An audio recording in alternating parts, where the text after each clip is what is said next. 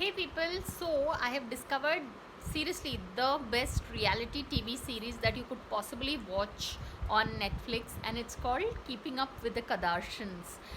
And seriously, yeah, like honestly, like there's this book called The Subtle Art of Not Giving a Fuck, So, I mean, in that book, it was a New York Times best-selling book, and so it's about the fact that how little children the the kind of like the subtle art of not giving a fuck is all about most of our lives we spend fighting over inconsequential issues. Yeah, I mean, so I mean so it's so like the book, when you read this book, it's about the fact that how children can fight over, they want that color shade of red. I mean, I've personally seen this problem, like where my child wants this particular thing, so we make our entire lives miserable over such things, so but when you watch a reality TV series like Keeping Up with the Kardashians, I'm